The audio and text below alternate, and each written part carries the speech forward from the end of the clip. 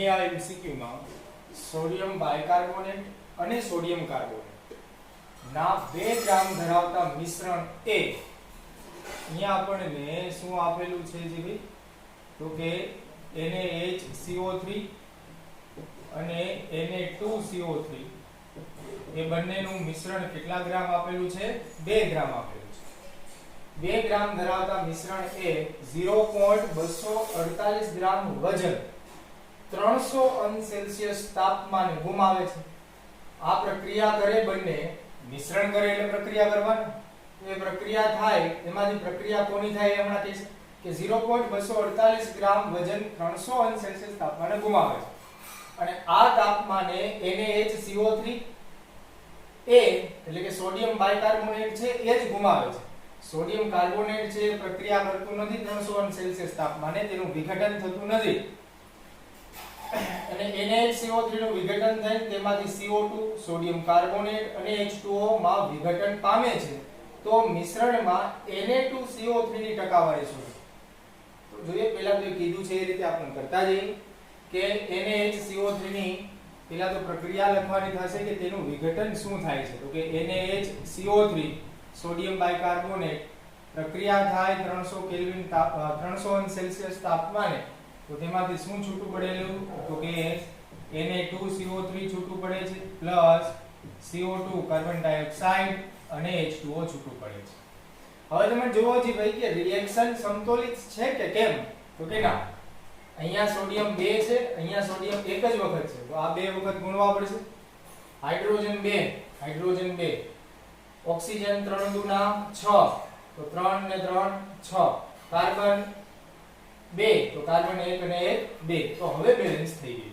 બીજી વસ્તુ sodium bicarbonate છે એ સોલિડ હોય સોડિયમ કાર્બોનેટ સોલિડ હોય અને જ્યારે 300 કેલ્વિન તાપમાને CO2 અને H2O છે એ તો શું હોય વાયુ અવસ્થામાં હોય કહેવાનો મતલબ કે આ MCQ નો મહત્વનો ભાગ મહત્વની લાઈન એ આ જ છે કે 300 કેલ્વિન તાપમાને જે વજન ગુમાવે છે ને 0.248 ગ્રામ જેટલું એ વજન ખરેખર કોનું જ હશે માત્ર તો કે CO2 અને H2O નું જ આનું જ વજન છે એ ગુમાવે શા માટે CO2 અને H2O નું જ વજન ગુમાવે તો કે Na2CO3 છે તેનું તો વિઘટન જ નથી થતું તો સોડિયમ કાર્બોનેટ નું વિઘટન થવું જોઈએ ને જો આ સોડિયમ કાર્બોનેટ નું થાય તો એટલે એ ગુમાવવામાં આવતું નથી એ વાયુ તરીકે છૂટું પડતું નથી કારણ કે ઘન અવસ્થામાં છે એ પણ કારણ કહી શકાય હવે અહીંયા આપણે એને ગુમાવે છે કેટલું કીધું 0.248 ગ્રામ એટલે કે આ જે ગુમાવે છે તેનું વજન આપણને આપેલું છે 0.248 ગ્રામ ગુમાવે છે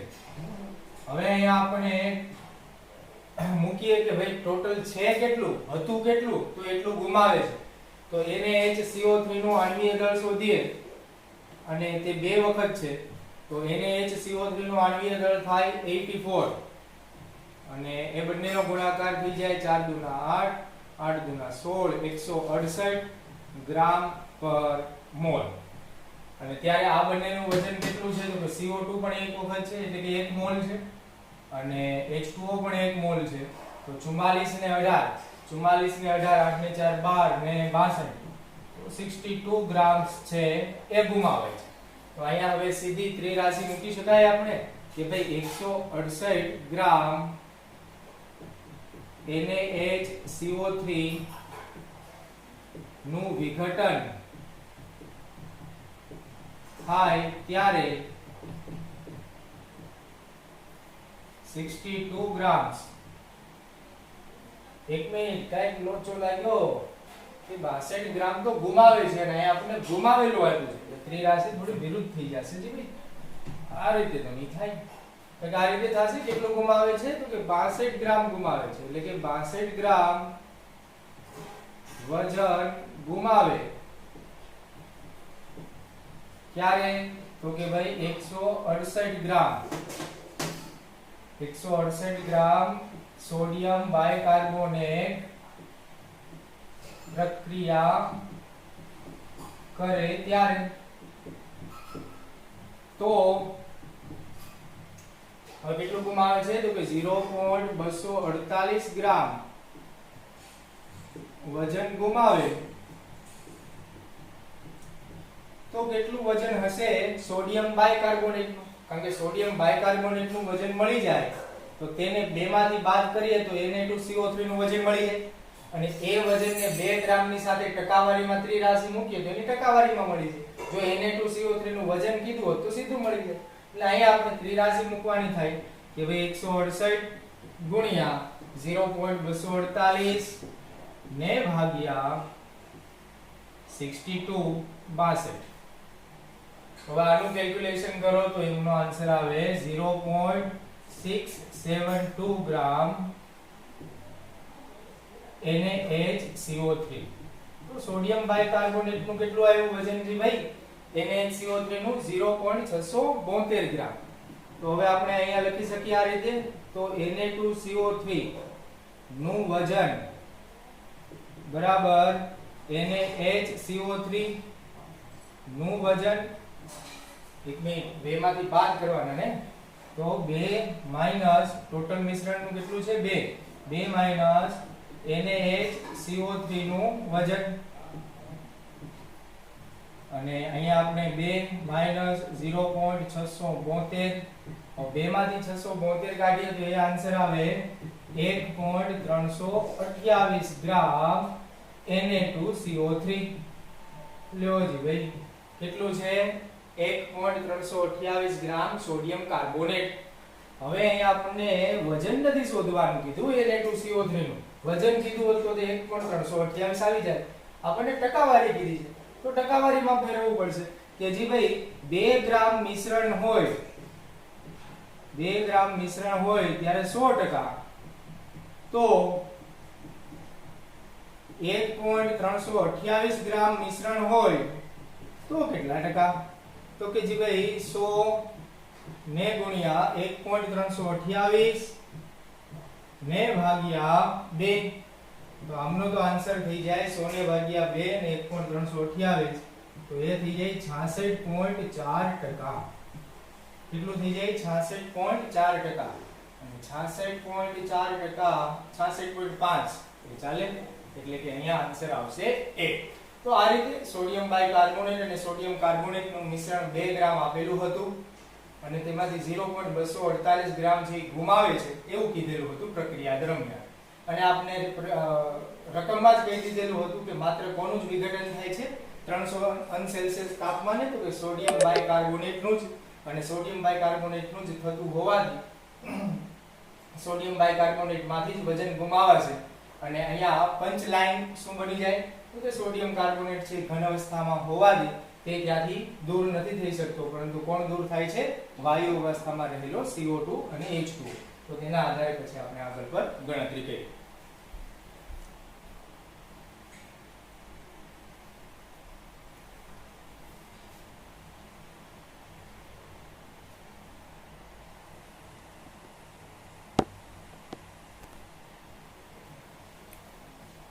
એ સિવાય આગળ નેક્સ્ટ MCQ માં કે બિન તત્વયોગમિતિ સંયોજન.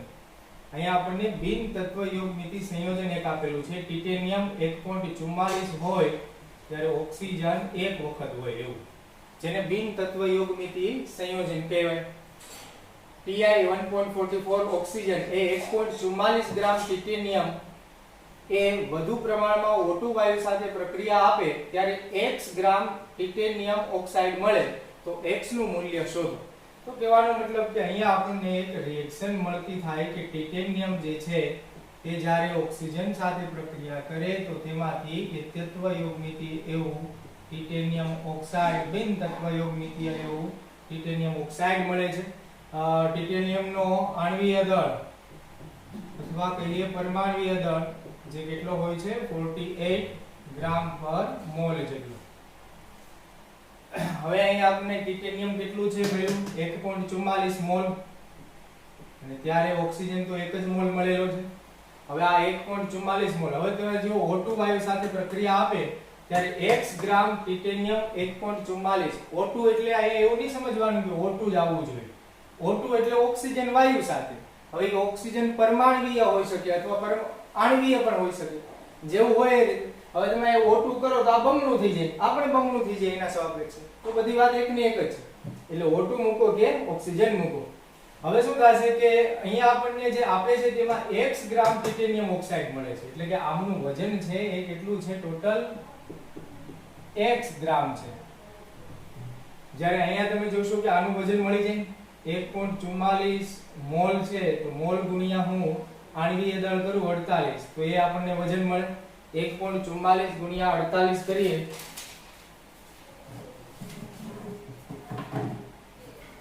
અને એટલે આટલું તો આ શું થઈ ગયું તેમનું વજન ગ્રામ. જ્યારે અહીંયા જોઈએ તો શું થાય તો કે ટિટેનિયમ વળી પાછું 1.44 જ છે, પરંતુ ગુણ્યા 48, પરંતુ અહીંયા શું થશે +16 થશે, કારણ કે એક વખત ઓક્સિજન આવેલું છે. હવે આપણને ટિટેનિયમ કેટલા ગ્રામ વાપરવાનું કીધું છે તો કે 1.44 ગ્રામ વાપરવાનું કીધું છે. તો અહીંયા ત્રિરાશિ મૂકી દઈએ કે ભાઈ 1.44 ગુણ્યા 48 ગ્રામ જેટલું હોય ત્યારે 1.44 ગુણ્યા 48 + 16 જેટલું એટલા ગ્રામ જેટલું મળે છે. તો 1.44 ગ્રામ હોય ત્યારે ટિટેનિયમ નો જે કઈ x છે, x ગ્રામ મળે છે એવું કીધું, તો 1 ગ્રામ કેટલા હશે, 1.44 એ કેટલા હશે, તો ત્રિરાશિ થઈ જાય 1.44 ગુણ્યા 48 +16 તેને ગુણ્યા 1.44 ને ભાગ્યા 1.44 ગુણ્યા 48. આને તમે કેલ્ક્યુલેશન કરશો તો એ કેલ્ક્યુલેશન કરતા આન્સર આવે 1.77 ગ્રામ. એટલે કે આ જે મૂલ્ય આવ્યું એ કયું મૂલ્ય આવ્યું તો કે x નું મૂલ્ય આવ્યું કે કેટલા ગ્રામ, 1.44 ગ્રામ ટિટેનિયમ વપરાતું હોય ત્યારે ટિટેનિયમ ઓક્સાઇડ છે કેટલું મળતું હોય તો કે x ની કિંમત શોધવાની હતી, જે કેટલી આવે 1.77 ગ્રામ. એટલે એ કેટલો આન્સર આવશે, બી આન્સર આવશે. ઓકે, અહીંયા તમે ખાસ કેલ્ક્યુલેશન કરતી વખતે ધ્યાન આપશો કે આ છે એ પ્લસમાં છે, ગુણાકારમાં નથી, એટલે થોડું કેલ્ક્યુલેશનમાં ધ્યાન આપશો ત્યારે આન્સર આવશે 1.77 ગ્રામ.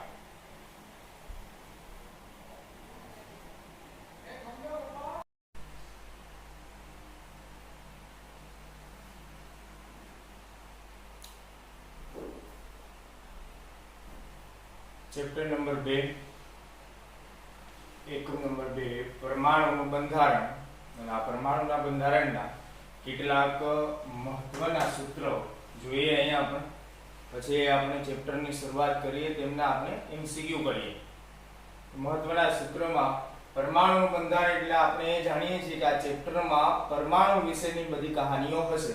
પરમાણુને સાબિત કરવાનું થાય કે પરમાણુ કેવો હશે, ગોળાકાર હશે, ચોરસ હશે, શું એનો આકાર હશે, તેમાં શું કંઈ આવેલું હશે, જો આવેલું હશે તો તેનું દળ શું હશે, તેનો વીજભાર શું હશે, એ બધી બાબત છે આપણે ચકાસવાની થાય, એના સૂત્ર શોધવાના થાય, એની ઘટનાઓ સમજવાની થતી હોય છે. તો પરમાણુય ક્રમાંક મહત્વના સૂત્ર જોઈએ કે પરમાણુય ક્રમાંક જેને Z વડે આપણે દર્શાવીએ છીએ, તો પરમાણુના કેન્દ્રમાં રહેલા પ્રોટોનની સંખ્યા એ પરમાણુ ક્રમાંક હોય છે.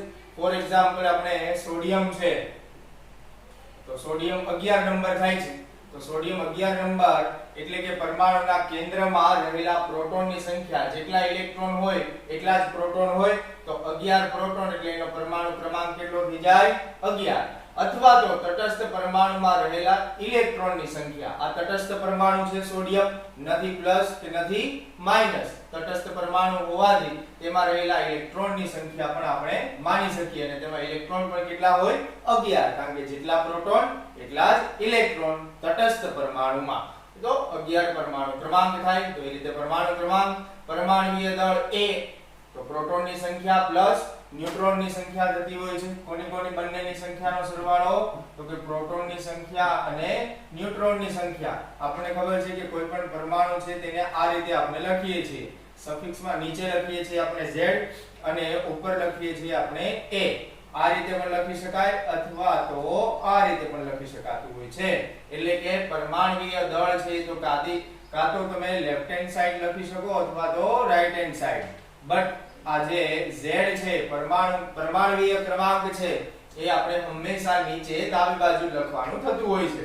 તો અહીંયા આપણે જોયું કે પરમાણુય દળ A કઈ રીતે શોધી શકાય તો કે તે પરમાણુમાં રહેલા પ્રોટોનની સંખ્યા એટલે કે Z પણ કહી શકો, પ્રોટોનની સંખ્યા એટલે આપણે શું પણ કહી શકીએ, z પણ કહી શકીએ.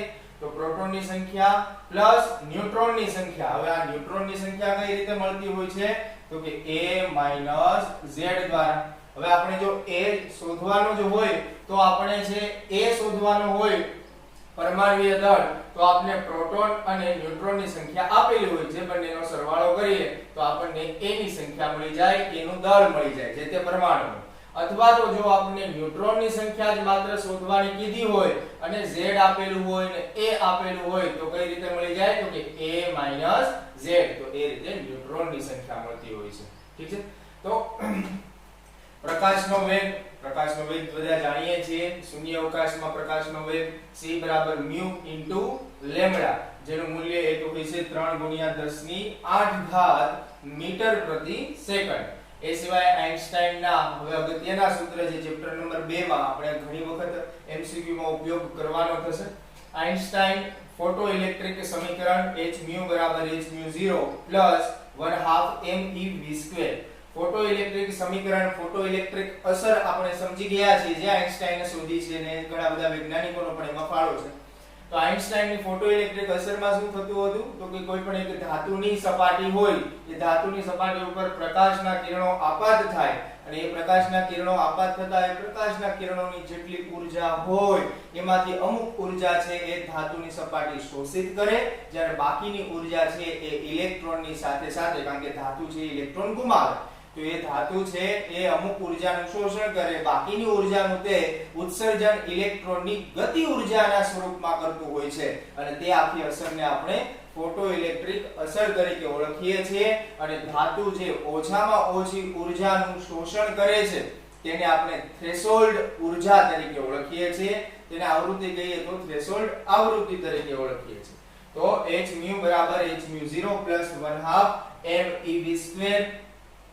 હવે આમાં આ જે એક સૂત્ર છે ખરેખર આ બંને સૂત્રનું કોમ્બિનેશન છે. એક છે કે ભાઈ ગતિ ઊર્જા, જે ઇલેક્ટ્રોનની ગતિ ઊર્જા h કૌંસમાં μ - μ0 અથવા તો ગતિ ઊર્જા 1/2 mev². me એટલે કે ઇલેક્ટ્રોનનું દળ અને v એટલે કે ઇલેક્ટ્રોનની ઊર્જા, ગતિ ઊર્જા. વેગ કેટલો છે? કક્ષકીય કોણીય વેગમાન. કક્ષકીય કોણીય વેગમાન છે, આનો પણ ઘણી વખત MCQ બહુ બધી વખત પૂછાય. MEVR = nh/2π.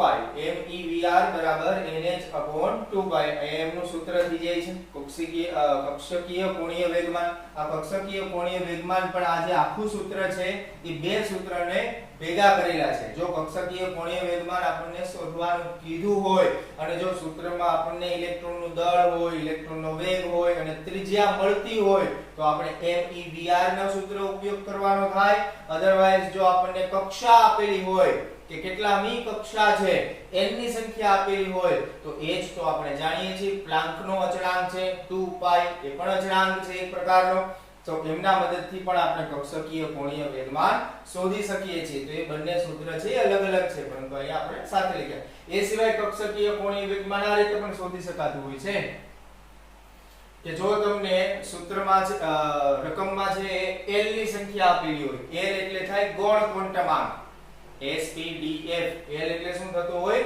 ગૌણ ક્વોન્ટમાંક. s માં l = 0, p માં l = 1, d માં l = 2, f માં l = 3. એ રીતે આપણે l ની સંખ્યા જો આપેલી હોય, l ની સંખ્યા મળતી હોય રકમમાંથી, તો કક્ષકીય કોણીય વેગમાન કંઈક આ રીતે મળતો હોય છે. ઠીક છે. તો કક્ષકીય કોણીય વેગમાન છે એ રીતે મેળવી શકાતો હોય છે. એ સિવાય જે તે શક્તિ સ્તરમાં ઇલેક્ટ્રોનની ઊર્જા, જે કાંઈ મુખ્ય ક્વોન્ટમાંક છે n, જેને આપણે શક્તિ સ્તર, ઊર્જા સ્તર કહીએ છીએ, તેમાં રહેલા ઇલેક્ટ્રોનની સંખ્યા શોધવાનું સૂત્ર છે -2.18 × 10 - 18 z² n² જૂલ. આ જૂલમાં આપેલો છે. આ જે છે રીડબર્ગ અચળાંક કહેવાય. RH પણ ઘણી વખત લખેલું હોય, ઘણી વખત ખાલી માત્ર R લખેલું હોય. એકોર્ડિંગ ટુ આપણે MCQ જોવાના થતા હોય છે કે MCQ માં જે આન્સર આપેલા છે, ABCD ઓપ્શન આપેલા છે, એ ઓપ્શનમાં કઈ રીતે આપેલું છે. જો આપણને ત્યાં R કે દેખાતો ન હોય, રિફ્લેક્ટ થતો ન હોય તો આપણે આ કિંમત મૂકવાની થાય. અધરવાઇઝ એ કિંમત મૂકવાની ન થાય, માત્ર R લખવાનું થાય અને z² ના છેદમાં n². તો આ રીતે પણ એ સૂત્ર થઈ જતું હોય છે. એ સિવાય જે તે શક્તિ સ્તરની ત્રિજ્યા કેટલી થાય તો કે 52.9 n² ના છેદમાં z પાઇકોમીટર. z એટલે તો જાણીએ છીએ શું છે? પરમાણ્વીય ક્રમાંક. જે તે શક્તિ સ્તરની ત્રિજ્યા 52.9 n² ના છેદમાં z પાઇકોમીટર. આમાં ઘણી વખત એક સવાલ એ પણ પૂછાય છે કે બોહર ત્રિજ્યા એટલે શું, અથવા તો બોહર ત્રિજ્યાનું મૂલ્ય કેટલું થાય? તો કે બોહર ત્રિજ્યાનું મૂલ્ય છે 52.9 પાઇકોમીટર થતું હોય છે. કેટલું થતું હોય છે? 52.9 પાઇકોમીટર. કારણ કે બોહર એટલે થાય n બરાબર 1 અને એ હાઇડ્રોજન માં જ હોય છે. કારણ કે આપણે આખા ચેપ્ટરમાં પરમાણુના બંધારણમાં માત્ર હાઇડ્રોજનનો જ વર્ણપટનો અભ્યાસ કરીએ છીએ. એની સિવાયના બીજા કોઈ પરમાણુનો અભ્યાસ કરતા નથી. અથવા તો કહી શકીએ કે હાઇડ્રોજન જેવી સ્પીસીઝ ધરાવતા આયનોની જ આપણે અહીંયા અભ્યાસ કરીએ છીએ. He+, Li+2 એ રીતે કે જેમાં ઇલેક્ટ્રોનની સંખ્યા હાઇડ્રોજન જેટલી હોય એટલે કે તેના જેવી સ્પીસીઝ હોય તો તેનો આપણે અહીંયા અભ્યાસ કરીએ છીએ. એટલે કે n બરાબર 1 હોય છે પ્રથમ ઊર્જા સ્તર હોય છે અને બોહરની પ્રથમ ઊર્જા સ્તર હોવાથી n બરાબર 1 મૂકીએ અને આ હાઇડ્રોજનનો પણ z 1 હોય તો એ ડાયરેક્ટ 52.9 પાઇકોમીટર થઈ જતું હોય છે. તો સીધે સીધું પણ પૂછાઈ શકે કે નીચેનામાંથી બોહરની ત્રિજ્યા કેટલી છે તો કે 52.9 પાઇકોમીટર. પછી પાઇકોમીટરને મીટરમાં ચેન્જ કરી શકે, પાઇકોમીટરને સેન્ટીમીટરમાં ચેન્જ કરી શકે. એ આપણને થોડું કન્વર્ઝન આવડવું જોઈએ. જો કે એ પણ કન્વર્ઝન થોડા છેલ્લે આપણે આપેલા છે. ચલો અહીંયા જોઈએ. પછી હાઇઝનબર્ગ, ખૂબ જ મહત્વનો એવો હાઇઝનબર્ગનો અનિશ્ચિતતાનો સિદ્ધાંત, અનસર્ટનિટી લો ઓફ હાઇઝનબર્ગ, જેમાં ઇલેક્ટ્રોન છે એ કક્ષામાં કેટલી ગતિ કરે છે, કેટલું તેનો વેગમાન છે, શું એનું સ્થાન છે એ વિશેની માહિતી આપે છે. તેનું સૂત્ર છે delta x delta p greater equal h/4π. હવે આ ડેલ્ટા p એટલે વેગમાન થાય. વેગમાન એટલે જાણીએ છીએ દળ ગુણ્યા વેગ. તો ડેલ્ટા x m એટલે કે દળ delta v greater equal h/4π. તો આ થાય છે હાઇઝનબર્ગના અનિશ્ચિતતા. અહીંયા તમે જોશો આ ડેલ્ટા x એટલે થાય સ્થાનની અનિશ્ચિતતા, ડેલ્ટા p એટલે થાય વેગમાનની અનિશ્ચિતતા અને ડેલ્ટા v એટલે થાય વેગની અનિશ્ચિતતા. તો આ રીતે હાઇઝનબર્ગના અનિશ્ચિતતાના સિદ્ધાંતનો પણ ઉપયોગ આપણે કરી શકીએ છીએ. આ સિવાય આપણે આ ચેપ્ટરનો છે બીજો ભાગ, કારણ કે આ ચેપ્ટર છે બે ભાગમાં વહેંચાયેલું છે પરમાણુનું બંધારણ, કે જેમાં પહેલો ભાગ છે હિસ્ટ્રી છે આખી, કે ભાઈ કઈ રીતે પરમાણુ છે, કઈ રીતે પરમાણુમાં કયા કયા વૈજ્ઞાનિકોએ શું કહાનીઓ કીધી, શું એ કઈ રીતે ફાઉન્ડ થયા એ બધા પરમાણુ, એ બધી વાત હતી. અને હવે પછી થાય કે પરમાણુની અંદર શું છે તો કે કક્ષા છે તો તેની ઊર્જા શું હોય, કેટલી કક્ષા હોય, કેટલા ઇલેક્ટ્રોન સમાય, એ બધી બાબત એનો બીજો ભાગ થાય. એટલે કે ક્વોન્ટમ આંક વાળો સેકન્ડ પાર્ટ થાય. અને એ ક્વોન્ટમ આંક વાળો છે એ જે સેકન્ડ પાર્ટ એ થોડો છે એના પછીનું એકમ નંબર 3 તત્વોનું વર્ગીકરણ વાળું છે તેમાં પણ તેની સાથે તે કન્ટિન્યુ થતો હોય છે. તો એ રીતે કુલ નોડની સંખ્યા, નોડ એટલે જાણીએ છીએ કે બે કક્ષા જે છે હોય છે n બરાબર 1 અને n બરાબર 2, તેમની વચ્ચેનો જે ખાલી વિસ્તાર કે જ્યાં ઇલેક્ટ્રોન મળી આવવાની સંભાવના શૂન્ય હોય છે તેને નોડ કહીએ છીએ. તો કુલ નોડની સંખ્યા શોધવાની કહીએ તો n-1, ત્રિજ્યાવર્તી નોડની કીધી હોય તો n-l-1, કોણીય નોડની કીધી હોય તો કોણીય નોડ એટલે શું થઈ જશે l.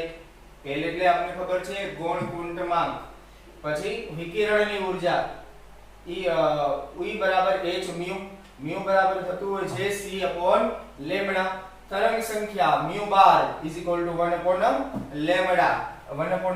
એટલે થઈ જાય સેન્ટીમીટર ઇન્વર્સ m નો એકમ થઈ જાય. અથવા તો તરંગ સંખ્યા mu બાર બરાબર 10×96 1/n1² - 1/n2² સેન્ટીમીટર ઇન્વર્સ. ઘણી વખત છે એ આ આંકડો છે આ રીતે પણ લખેલો જોવા મળે ભાઈ. તો વાત તો એકની એક જ છે, 10⁵ આપી દીધી હોય તો એ રીતે પણ થાય. બંને વાત તો એક જ છે. એ સિવાય સંક્રમણ દરમિયાન ઉત્સર્જિત કે શોષાતી ઊર્જા, આપણે ખબર છે કે ઇલેક્ટ્રોન નીચેના ઊર્જા સ્તરમાંથી ઊંચા ઊર્જા સ્તરમાં અને ઊંચા ઊર્જા સ્તરમાંથી નીચા ઊર્જા સ્તરમાં સંક્રમણ પામતો હોય છે, સંક્રમણ થતું હોય છે. તો તેનું સૂત્ર, તેની ઊર્જાનું શોધવાનું સૂત્ર શું થઈ જાય તો કે ડેલ્ટા E/h બરાબર ડેલ્ટા એટલે કે તફાવત E2 - E1/h. તો એ રીતે શોધાતું હોય છે. એ સિવાય બે શક્તિ સ્તરો વચ્ચેની ઊર્જાનો તફાવત શોધવાનું સૂત્ર આ પણ હોય છે RH એટલે કે રીડબર્ગ અચળાંક. હમણાં આપણે વાત કરી હતી એ મુજબ કાં તો RH લખીએ કાં તો આ રીતે એની કિંમત મૂકતા હોય છે જૂલ વાળી 1/n1 square n1 square -1/n2 square. n1 એટલે થાય ઇનિશિયલ એટલે કે શરૂઆતનું મૂલ્ય કે જ્યાંથી એ ઇલેક્ટ્રોન ઉપર જાય છે અથવા તો જ્યાંથી એ ઇલેક્ટ્રોન નીચે આવે છે એ શરૂઆતનું મૂલ્ય. અને n2 એટલે થાય અંતિમ ક્યાં જઈને અટકે છે એ થાય અંતિમ. દ બ્રોગલી તરંગ લંબાઈ ખૂબ જ મહત્વની હોય લેમ્ડા બરાબર h upon mv. mv એટલે કે દળ ગુણ્યા વેગ જેને વેગમાન કહે છે એટલે h upon p થઈ જાય જેનું બીજું એક સૂત્ર પણ બને છે h upon √2em. e એટલે થાય ગતિ ઊર્જા. e એટલે થશે ગતિ ઊર્જા. તો આ થાય છે આપણા ઘણા મહત્વના એવા સૂત્રનો એ સિવાય આ પણ બધા ટૂંકા સવાલમાં આપણે પૂછાઈ શકે કે ભાઈ n માં કોષમાં પેટા કોષની સંખ્યા કેટલી છે. કોષ એટલે શું થાય તો કે કોષ એટલે થાય n. કોષ એટલે શું થશે n ની સંખ્યા. અને પેટા કોષ એટલે શું થશે તો કે તેમની અંદર આવેલા s તેમની કોણ અંદર આવેલા હોય તો કે s આવેલ હોય એ સિવાય s p d f આ જે બધી કક્ષકો હોય છે તેને પેટા કોષ કહેવાય છે. આ છે જે એ મુખ્ય કોષ અથવા તો કોષ તરીકે ઓળખાય આ પેટા કોષ હોય છે. તો n માં કોષમાં પેટા કોષની સંખ્યા કેટલી કોઈ એવું કીધું હોય કે ભાઈ ચલો n બરાબર 3 હોય તો તેમાં પેટા કોષની સંખ્યા કેટલી એટલે કે કુલ spdf કેટલા આવેલા હોય તો આપણે આ રીતે સૂત્રની મદદથી શોધી શકીએ. અને n માં કોષમાં કક્ષકોની સંખ્યા કેટલી તો કે n2. પેટા કોષની સંખ્યા કેટલી તો n ની મદદથી. પછી કક્ષકોની સંખ્યા કેટલી એમાં કક્ષકો કેટલી આ spdf છે એ શું થઈ જતી હોય છે કક્ષકો. અને તેના પણ ભાગ હોય છે. s છે એક પ્રકારની હોય છે, p છે 3 પ્રકારની હોય છે, d છે 5 પ્રકારની હોય છે અને f છે 7 પ્રકારની હોય છે. તો અહીંયા આપણને ટોટલ પ્રકાર પણ પૂછી શકે તો એ શું થઈ જાય તેમનો વર્ગ. એ સિવાય તેમાં રહેલા ઇલેક્ટ્રોનની સંખ્યા કેટલી આપને ખબર છે કે હરેક એક કક્ષકમાં મેક્સિમમ વધુમાં વધુ 2 ઇલેક્ટ્રોન સમાઈ શકતા હોય. તો જે કાંઈ કક્ષકો હોય તેનાથી બમણી એટલે 2 વડે ગુણી દઈએ એટલે 2n2. એ સિવાય પેટા કોષમાં કક્ષકોની સંખ્યા કેટલી તો કે 2l + 1. l એટલે શું થતા હોય તો કે હમણાં આપણે વાત થઈ મુજબ s નું l ની કિંમત 0 થાય પછી 1 પછી 2 પછી 3 એ રીતે કન્ટિન્યુ થતી જાય spdf માં. તો 2 ઇલેક્ટ્રોનની સંખ્યા થઈ જાય 2 કૌંસમાં 2l + 1 એટલે કે બમણી કક્ષકોની સંખ્યા કરતા. એ સિવાય nમી કક્ષામાં રહેલા ઇલેક્ટ્રોનનો વેગ કેટલો થાય તો કે 2πze²/nh. તો આ ઘણા મહત્વના એવા સૂત્ર છે. બીજા પણ થોડા એવા સૂત્ર છે કે જે કાઈ બધા પરંતુ આમાંથી જ કન્વર્ઝેશન થી આપણને મળતા હોય છે. તો જ્યારે આપણે MCQ કરતા જઈશું તેમ તેનો પણ ઉપયોગ કરતા જઈશું અને તેની ચર્ચા કરતા જઈશું. એ સિવાય થોડા કન્વર્ઝન અહીંયા છે જેને આપણે યાદ રાખવા જરૂરી છે. જેમ ન માત્ર આ જ ચેપ્ટરમાં પરંતુ આના પછીના ચેપ્ટરમાં પણ મહત્વના બનતા હોય છે. જે 4.184 જૂલ બરાબર 1 કેલરી થાય, 1 અર્ગ બરાબર 10⁻7 જૂલ થાય, 1 જૂલ બરાબર 10⁻7 અર્ગ થાય, અથવા તો 0.239 કેલરી થાય, અથવા તો 6.25 × 1018 ઇલેક્ટ્રોન વોલ્ટ થાય. 1 ઇલેક્ટ્રોન વોલ્ટ આ બધી મહત્વનું થશે આપણે આ ચેપ્ટરમાં. 1 ઇલેક્ટ્રોન વોલ્ટ એટલે થશે 1.6 × 10⁻19 જૂલ થાય. ઇલેક્ટ્રોન વોલ્ટ ને જૂલમાં ફેરવવાનો. ESU બરાબર 3356 × 10⁻10 કુલમ્બ થાય. એ આપણે આ ચેપ્ટરમાં ઉપયોગી નથી, એના પછીના ચેપ્ટરમાં આવે. 1 જૂલ બરાબર જૂલનો એકમ શું થાય બીજું કઈ રીતે ફેરવી શકીએ તો કે કિલોગ્રામ × મીટર સ્ક્વેર ના છેદમાં સેકન્ડ સ્ક્વેર. 1 એંગસ્ટ્રોમ બરાબર 10⁻10 મીટર, 10⁻1 નેનોમીટર, 100 પાઇકોમીટર, 10⁻8 સેન્ટીમીટર. એક વાતાવરણ એટલે 1.01325 બાર. આપણે મોટા પ્રમાણમાં 1 બાર લખીએ છીએ. એક વાતાવરણ બરાબર 1 બાર અને મોટા પ્રમાણમાં આપણે ગુણ્યા 10⁵ ને આપણે શું કહીએ છીએ પાસ્કલ. એક વાતાવરણ બરાબર 10⁵ પાસ્કલ થાય. 760 મિલીમીટર Hg એટલે મર્ક્યુરીની સાપેક્ષે દબાણ અહીં માપેલું હોય છે. 1 લિટર બરાબર થઈ જાય 1 ડેસીમીટર ક્યુબ બરાબર 10⁻³ મીટર ક્યુબ. આ પણ આપણે એક MCQ કરેલો છે. ડેસીમીટર ને મીટર ક્યુબ માં ફેરવેલો. જ્યારે સેન્ટીમીટર ક્યુબમાં ફેરવીએ તો 10⁻³ સેન્ટીમીટર ક્યુબ અને 10⁻³ cc કહેવાય. cc એટલે થાય સેન્ટીમીટર ક્યુબ. તો આ રીતે અને હવે તમને આ ફેરવતા આવડી જતું હોય, જે રીતે આપણે ચેપ્ટર 1 ના એમસીક્યુ કર્યા એમાં આપણે ફેરવતા શીખ્યા છીએ કે કઈ રીતે ક્યુબ હોય. તો ક્યુબ એટલે શું થતું હોય? લંબાઈ ગુણ્યા પહોળાઈ ગુણ્યા ઊંચાઈ, એટલે કે ત્રણેયનો ગુણાકાર, એ રીતે થતું હોય. તો આ છે આપણે એકમ નંબર 2 પરમાણુના બંધારણના થોડા અગત્યના મહત્વના સૂત્રો. આ સિવાયના પણ થોડા મળશે તો એ આપણે એમસીક્યુ દરમિયાન તેના ડિસ્કસ કરતા જઈશું, કારણ કે સૂત્ર છે એની કોઈ લિમિટ ન હોય. જે રીતે એમસીક્યુ હોય એ રીતે આપણે એને કન્વર્ટ કરવું પડતું હોય છે, એ રીતે આપણે આ સૂત્રનો ઉપયોગ કરવો પડતો હોય છે. ઠીક છે.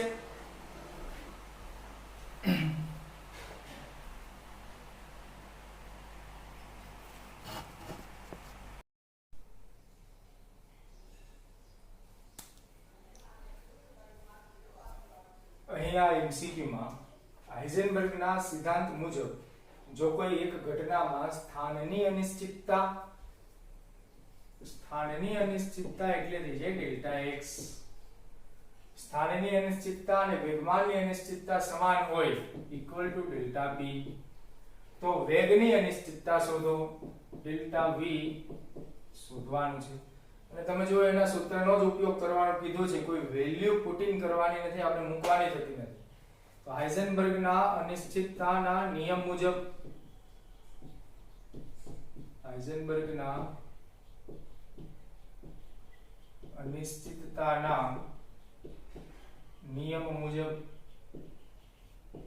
આપણે જાણીએ છીએ કે હાઇઝનબર્ગે પોતાના અનિશ્ચિતતાના નિયમમાં શું કીધેલું છે? તો કે ઇલેક્ટ્રોનનું સ્થાન અને વેગ અથવા તો ગહવેગમાન એક સાથે નક્કી કરવું મુશ્કેલ છે, થઈ શકતું નથી. અને તેના આધારે તેણે એક સૂત્ર આપણને તારવીને આપેલું છે, delta x into delta p greater equal h/4π. હવે આપણે આ કન્ડિશનનો ઉપયોગ કરીએ કે ડેલ્ટા x બરાબર શું મૂકી શકીએ? Delta p. તો આ delta p into delta p greater equal h/4π, એટલે કે ડેલ્ટા p નો વર્ગ greater equal h/4π. હવે ડેલ્ટા p એટલે જાણીએ છીએ કે m² into delta v² greater equal h/4π. હવે આપણે ડેલ્ટા v શોધવાનું છે, એટલે m ને પેલી બાજુ મોકલી દઈએ. તો delta v² is equal to h/4π m². સરળતા માટે ઇક્વલ ટુ પણ લખી શકો, કારણ કે બંને કિંમત છે, ગ્રેટર પણ હોય અને ઇક્વલ પણ હોય એ રીતે. હવે આપણે ડેલ્ટા v શોધવાનું છે, તો બંને બાજુએ આપણે વર્ગમૂળ લેતા. જો બંને બાજુએ વર્ગમૂળ લઈએ h/4π m², તો આ તો થઈ જાય ડેલ્ટા v. જ્યારે અહીંયા શું થઈ જાય? વર્ગમૂળમાંથી બહાર આપણે 4 ને 2 બહાર કાઢીએ તો એ થઈ જાય 2, અને m નો વર્ગ છે જેને બહાર કાઢીએ તો એ થઈ જાય m, અને વર્ગમૂળમાં હવે માત્ર વધે શું? તો કે h/π.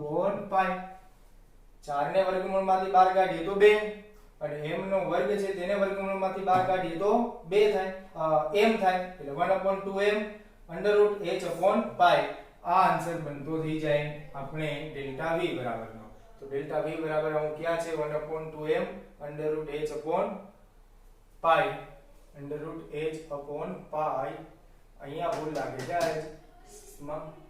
અહીંયા શું આવી જશે? પાઈ, એટલે આન્સર થઈ જશે c. અહીંયા લખવામાં મિસ્ટેક થયેલી હોય, કારણ કે બે વખત તો કઈ m ના હોય, એટલે h/π આન્સર થઈ જશે c. એ સિવાય આગળ હાઇઝનબર્ગ પરમાણુની હાઇડ્રોજન પરમાણુની આયનીકરણ એન્થાલ્પી 13.6 ઇલેક્ટ્રોન વોલ્ટ છે, અને બીજા ઉર્જા સ્તરમાંથી ઇલેક્ટ્રોન દૂર કરવા કેટલી ઉર્જાની જરૂર પડે? એટલે કે બીજા ઉર્જા સ્તર છે n બરાબર 2, ત્યાંથી ઇલેક્ટ્રોનને દૂર કરવા માટે કેટલી આયનીકરણ એન્થાલ્પી આપવી પડે? તો આયનીકરણ એન્થાલ્પી આપણે n બરાબર 2 માં રહેલા ઉર્જાની આપણે ઇલેક્ટ્રોનની શોધવાની છે. અને અહીંયા આપણે ખબર છે આયનીકરણ એન્થાલ્પી, અને આયનીકરણ એન્થાલ્પી એટલે શું હોય છે? તો કે ભાઈ આયનીકરણ એન્થાલ્પી એટલે થતું હોય છે અનંત ઉર્જા સ્તરમાં શક્તિ સ્તરમાં રહેલા ઇલેક્ટ્રોનની ઉર્જા માઈનસ પ્રથમ શક્તિ સ્તરમાં રહેલા ઇલેક્ટ્રોનની ઉર્જા, અને અનંતમાં તો કેટલી હોય છે? 0, અને E1 કેટલી છે? તો કે 13.6. તો આને હું આ રીતે લખી શકું કે E1 બરાબર -13.6 ઇલેક્ટ્રોન વોલ્ટ.